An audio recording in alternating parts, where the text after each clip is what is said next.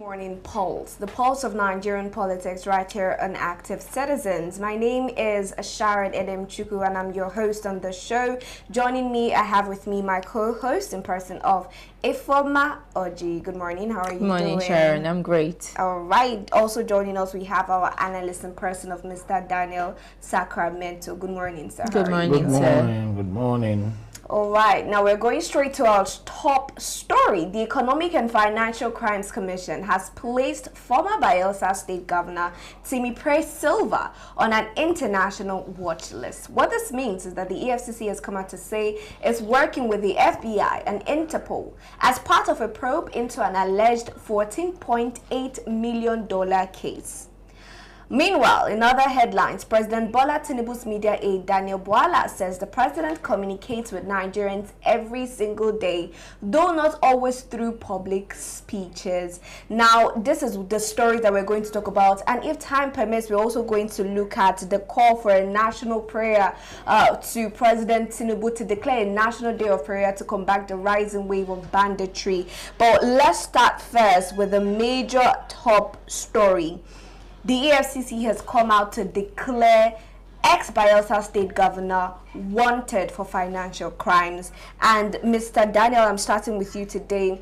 This is a long-standing story, and when you read that particular news report, the EFCC came out to say that Timipre used to visit their office, but stopped a long time ago. And according to his media aide, he is currently in the UK.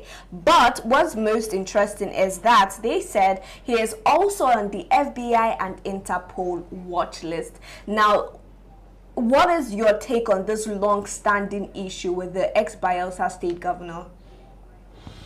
Well, it's quite unfortunate where we normally find ourselves. The level of corruption, how corruption has really eaten deep into the fabric of our society. Timipre Silva has always been, all the while he thought going over to APC would have shielded, giving him that immunity. But now, they should know that Timipre Silva is answering two cases. One, they talk about that he was involved in the coup, that is, which is a treasonable offense. And now EFCC has come on board now to say that this young man is also owing Nigeria a huge sum of money. 14 million, over 14 million. And that was when he was a minister of petroleum. Yes, you see, it's terrible that the people whom we should be looking at as our fathers are the ones, milking this country. There is no need for him to be running away, because you can't run away from it. He has to come and answer his case, prove his innocence, because all of them are always innocent. But it's quite funny. They are always innocent. They are always innocent. I wonder how. I wonder how. And yes, the problem I have is not coming to do media stunt. Exactly. We've never seen prosecutions. We've never seen the refunds. You only tell us that you want this person is declared wanted. You've not told us when the person refunds the money. So it becomes a very terrible issue. And remember, there's never been any EFCC chairman that has not been arrested apart from this one. Yes, apart from this one now. Maybe before his tenure runs off, he might be arrested. So you are a criminal. You are declaring a criminal. That's the issue. So they always have skeleton in their cupboard. So the problem here is this: boils down to transparency. We don't have it in Nigeria. Timipre Silva was a governor for 8 years before he rebelled against Jonathan's regime and moved on to APC. And now his case has been on, and according to the report, he has stopped coming to visit the office of the EFCC. No, EFCC, it's not just military are looking for him. Why wouldn't they do something when they could have, right? They said that he used to visit the office because, I don't know, are you seeing a complacency when it concerns this case, or could there be a new evidence? Why this case came up is, let me tell you, Why you're saying this case is because of the coup matter. Because you remember how many years ago he left the corridors of power. How many years he left? Okay, so it's because of the coup attempt. Because of the coup attempt, so they now have to go and bring out. But the coup attempt if he doesn't answer this one, you should come and answer this one. The coup attempt is a treason, right? It's a criminal offense, yes. Exactly. So it is weighty enough to be able to, if he is found guilty, to take him to jail or for whatever reason. But what the FCC trying to do before you start going to that jail? Come and give us this for okay. Give us before that happens. You see, the truth is that we don't have people that are transparent. Remember, the former president, when he was the Minister of Petroleum, was the Oga Patawata of Petroleum as well. But he was the MDDC, or the Minister of State, one of these. So the truth about it is that when it comes to oil money, a lot of people are involved. Okay, Mr. Sacramento, thank you so much. I'm also going to ask the same question, but I'll make it two now. The situation involving the EFCC coming out to also say that he has been placed on FBI and Interpol watch list. It's something that I want us to understand, especially for Nigerians. Is it for the $14 million crime in Nigeria that he committed, or is there any other thing that he has done while away or while in the UK? Maybe that's one. And then secondly, Mr. Sacramento is also saying that the reason they are bringing back this fraudulent crimes even after he has been governor of Bayelsa State is because of the coup attempt against the current president, or the allegations that he was part of the coup attempt against President Bola Ahmed Tinubu. Now, do you also agree to that as well? Okay, first of all, I don't know the crime. Maybe he has committed more crimes while in the UK. That was why they placed him on, wherever they placed him. And then coming to this particular news of him being accused of attempt. I remember in the news the aide said that what he was accused earlier was the coup, that he was surprised to hear that there is more charges or more accusations on him on fraud, that he's surprised. And according to him, he said that he feels like this is politically motivated. They think it's a witch hunt? Yes, that's what the aide is talking about here. But the thing there is that, what is my business? What is Nigeria's business in this whole rubbish that is going on? The people that are accusing someone of coup, the people that are accusing someone of fraud, are they not guilty themselves? It's the same thing that Mr. Sacramento said. There is no transparency in Nigeria. There is no accountability in Nigeria. The public have already lost trust in this administration. Not just that, even in the past administration. So had it been probably they placed, like I said earlier, they placed a bounty on his head. Okay. Maybe so any Nigerian, maybe in the UK or down here in Nigeria, yes, if you place maybe 20 million, you will see Nigerians, because somebody that is hungry, that can't feed a day, don't have any business with anything that has to do with some people will even tell you that some people will even tell you, see, let me tell you, some people will even tell you, apart from the fact that it's not their business, this thing is not feeding them, at the end of the day they will still enter a closed door and they will share national money. So there is no point. The Nigerians already know what is bothering them. Nigerians are telling you, reduce the price of fuel, reduce inflation, reduce insecurity. Those are the things that they are telling you. So you're saying that it's not a major concern for Nigerians. It is not. All right, now before we move on to the next story, I just want to ask one final question. There's something you brought up, Mr. Daniel Sacramento, that this is something that is going to be swept under. You come out and you announce that you are looking for somebody for fraudulent activities, but we never see through it. We don't see the end of that particular case. For this particular man who is, they say, is in the UK and stole $14.8 million, why hasn't there been any travel restrictions already? It still boils down to the way Nigeria handle matters. He was granted bail. You guys know that he went for a medical trip, and he's answering financial mismanagement case. And he went to a medical trip. He's been in the UK. So what's the essence of the whole drama? What's the essence of the drama? Now, the truth about it is that what EFCC is doing is this. We see them as people that love playing to the gallery. Do you understand?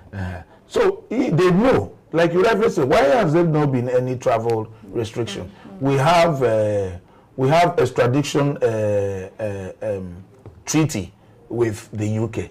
So since you already know that he's in the UK, there's no need for drama. You understand? And this whole case didn't just start today. So why have you not concluded your investigation? And if it is brought down to prosecution, you prosecute. Yes, why must it take ages? And now when Kanu came on board, you now started telling us he has case to that when all of you are all the same. Is a very interesting one. The allegations, because they've also put out a death list. We saw the Minister of Finance, Wale Edun, that saw the list and collapsed and saw that his name was on that list and he fainted after seeing that list. Just briefly before we move on to the next story, Ifoma. Why is it that it is just the ex-Bayelsa state governor that is being targeted? I mean, during that time, he had other people working in his administration. Why is it just him that is being targeted right now? To be honest, I don't know their plans, because you will not tell me that he's the only one that is being accused of, fraud or coup attempt, and the rest of them. There are a lot of them sitting, so beautiful on that table, you understand, and they are busy eating or enjoying government money or taxpayers' money. So there are a lot of them. I don't really know the reason why because of the coup attempt. Yeah, because of and because of the fact that maybe he's not here to defend himself, because he's still kind of innocent until proven guilty. So he comes back and provides his own counter evidence as to whether he is guilty or not guilty, and we will now see what will happen from there. We want to see how that happens. Anyways, we have to move on to the next story. It's a rather interesting conversation between our Rise presenter and Daniel Bwala on the state of the Nigerian president and how he communicates to us as his people and as a leader. Let's take a look at that video and come back to the studio. Seeing any attempt by the president to reach out to Nigerians at this moment. There have been very loud, increasingly strident calls for President Tinubu to address the nation about all this, and many people say they are shocked that Mr. Tinubu has still not spoken to Nigerians as a leader talking to the people he leads. Why hasn't he done so? I'm not talking about his aides. I'm not talking about you.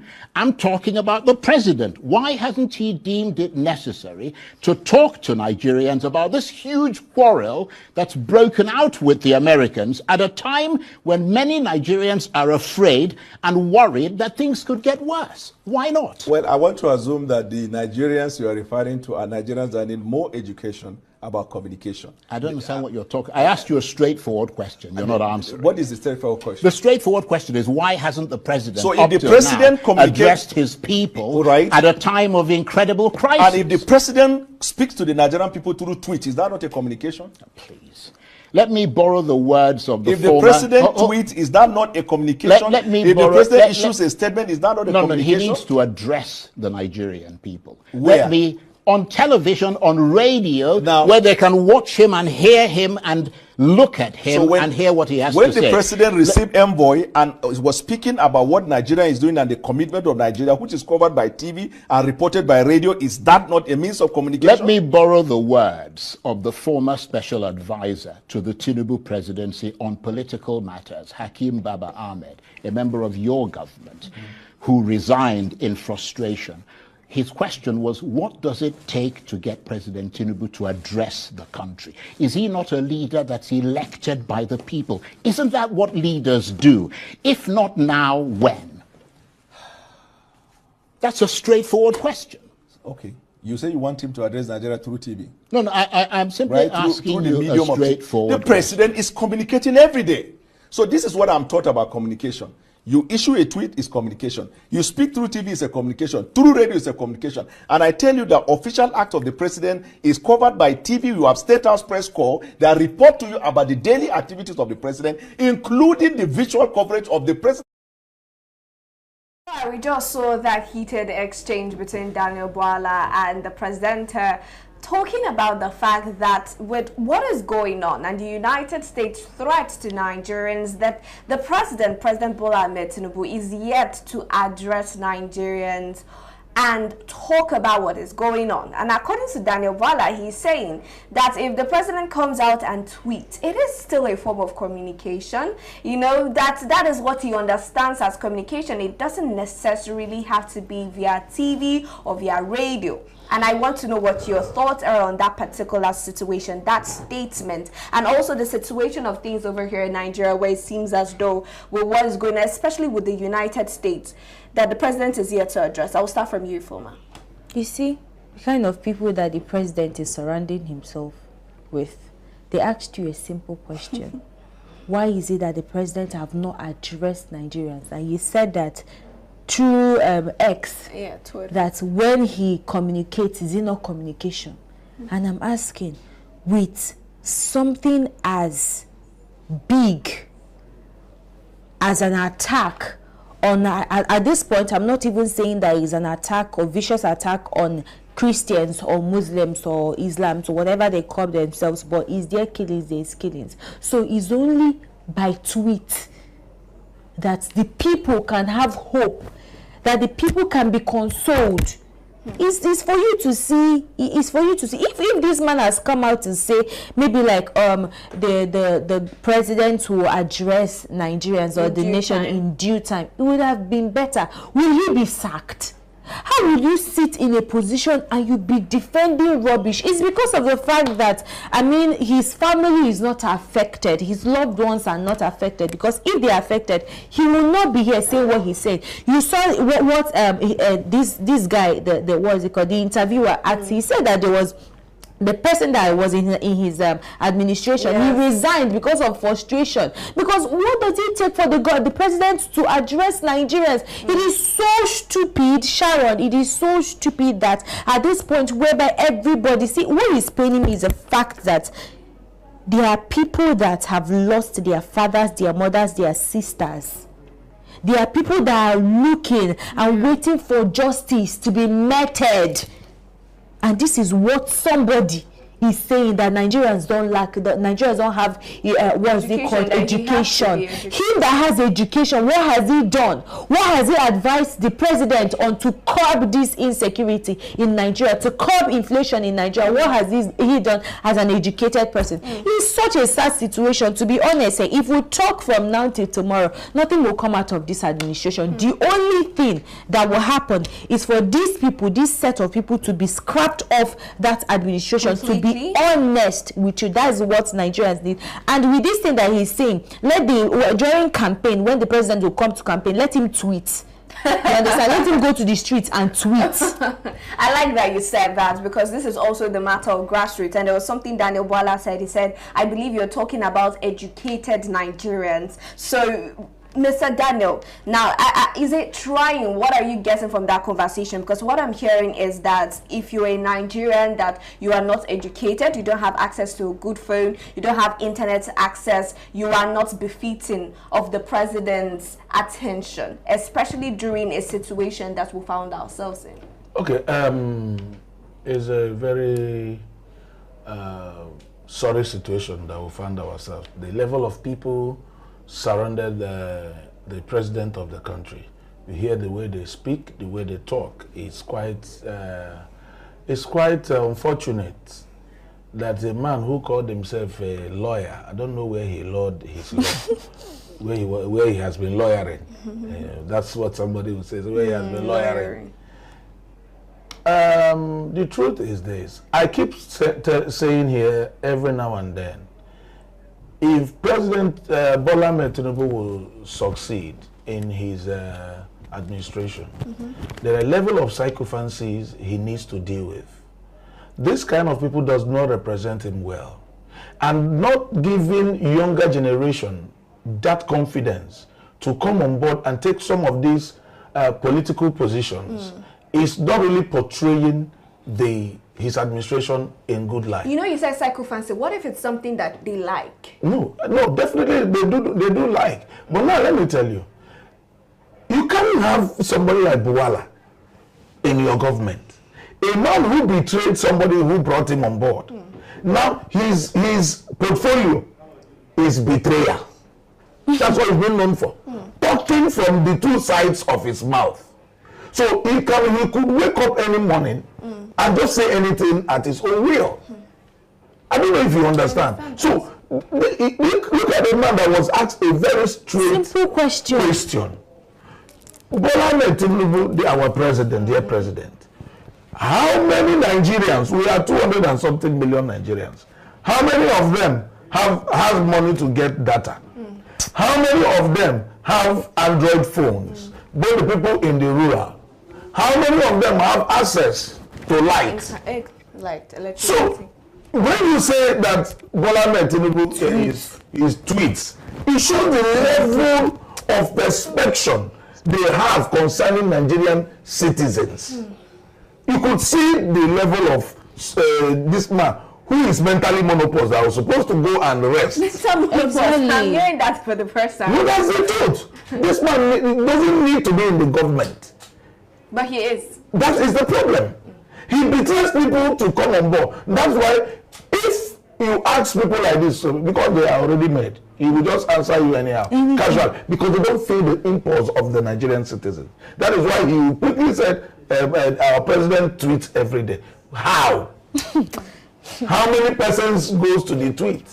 So the truth about it is that the president and his wife should sit down and check. I have my reasons.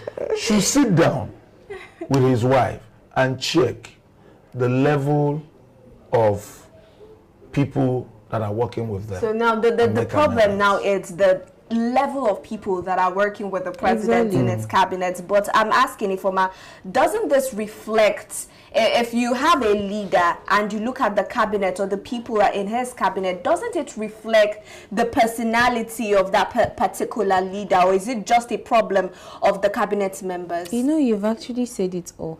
It reflects who he is. You understand? You can't take away who you are from the people that you associate yourself with. They say, show me your friend and I'll show you, I'll tell you who you are. So he has clearly said this is who he is. And I've mentioned to you that the only way that will stop talking about this rubbish, this nonsense that we talk about every single time about this administration is for them, like, sweep these people entirely out. The entire cabinet. Let them sweep but with still the same present leader, out. are we still going to be able to achieve something? Okay, let them sweep from the presidency. Are you sweeping from tired? Oh no, I am. And that is why I'm asking. Sweep down.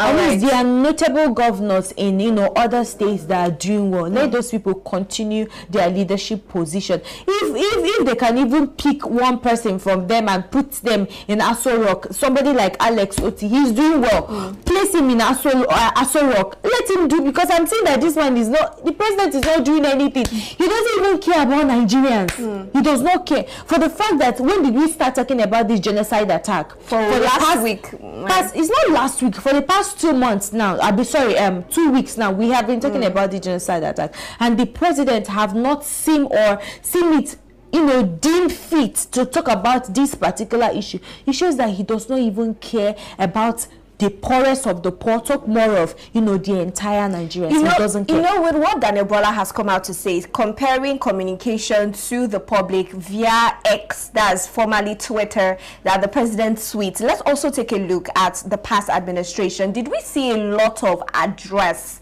from late Muhammadu Buhari when he was president? He addressed to an extent, but not really. The only person that I can remember that addressed, Nigerians during heated time or unrest was actually Olusegun Obasanjo. It was something I could actually, commend him for. He took it upon himself at every given opportunity to speak to Nigerians, and that is what a leader is supposed to be doing. So I wouldn't really compare it, because if I'm to compare it with what's it called, Buhari, I would say that Olusegun actually did a better job at now this communicating is decades ago. Now if we have a situation in Nigeria where we can only cite a particular president who came out to address public as often as possible to decades ago, it just says a whole lot about the type of system that we run, about the type of government that we run. But if we see a situation like this, well, let's also compare what is happening now in Nigeria with what is happening in the US. It is something to emulate. The fact that, you know, like you said, Donald Trump is someone who addresses the public as often as possible because he respects the opinions and the thoughts of these people. Are we saying that that is a reverse in Nigeria with the Nigerian President Bola Ahmed Tinubu, or is it a situation of them maybe wanting to act more than they speak? You're not acting you're not acting more than you speak, because if you're acting more than you speak, I think we should have seen, you know, troops, you know, trooping into this northern states that we have this banditry and we're hearing attacks. Stories that they are trooping Sharon, you know, those things are glossy headlines. Those things don't make any sense. It's left for the people living in those, you know, premises or those communities to come out and tell you, oh, we saw a lot of, you know, army personnel or intervention coming to curb or stop or halt the entire, you know, banditry attack. It's from those people that will get news and will know, okay, that the president is actually doing something. But the way I'm seeing it, he's kind of focused on silence, and silence means that he does not care about Nigerians. And I still give it up to Trump. I mean, I see him as somebody that loves social media so much. So in every given opportunity, he's always in the social media, whether it has to do with Americans, whether not just social media, mainstream media. He's always there communicating to Americans and other parts of, you know, the country. And that is something that Nigerians actually look forward to. But for the fact that, I mean, our president, for the fact that we've been seeing a lot of attacks and the president is doing or saying nothing about it, it means maybe there's possibility that he's equally among those people that are attacking Nigerians. Hey, that took me by surprise. Okay, now there's something else that, you know, he made mention of the fact that President Tinubu comes out to tweet and to make his statements on X. Now let's take a look at social media and how this present administration has treated social media, you know, with the Social Media Conduct Act of 2024, very recent, less than a year actually, that has come out to curtail how people express themselves on social media. Now the person of Daniel Bwala coming out to cite X as a means of communication. How does that sound to you, Ifoma? To be honest, I'm jaded concerning this particular topic, because if we talk about censoring the social media platforms for people to air their opinions, I think I will not say we've gone past that, but we've seen the present administration trying so much to, you know, to an extent censor what people say on social media. And it is quite disheartening that, okay, for the fact that you are still trying to censor what people are saying on social media, you still went ahead to tweet to those same people. How do you expect them to equally, you know, react to that's ironic. Exactly, it is ironic. And to be honest, like I think I've actually lent my voice to this particular topic. Daniel Bwala does not have any standing in the society. We see him as somebody that moves with any wave. Every wave he moves with it. So I don't think this particular tweet or this conversation he had with Arise News should even hold water in the first place, because it should, apart from the fact that of the position that he holds. Exactly. He is a media representative, and you know, we always hear. Now there's something the presenter said. He said, see, I am not asking or talking about the aides, right, the media aides of the presidency, or them because Daniel Bwala is very active. He's always coming out to refute claims or to make statements on behalf of the presidency. So I just think that at the end of the day, what Nigerians want to do is to hold the presidency that they elected accountable, except he was not elected. Exactly. Anyways, this is where we're going to call it a wrap on the show today. Thank you so much to my host Ifoma, my co-host Ifoma Oji, for joining me on the show as always, and to our political analyst in person of Mr. Daniel Sacramento for doing this with us. If you're joining us for the first time, this is Morning Pulse on Active Citizens. Please feel free to share your comments in the comment section and subscribe to our YouTube channel if you haven't done that already. Follow us across all social media at Active Citizens. You can find me on my personal social media handle at Sharon NM Chuku. And you can find me on Facebook at Oji Sophia and on Instagram at Misolex. As for Mr. Daniel, who's always in the studio, to welcome you again later today, do have a good morning.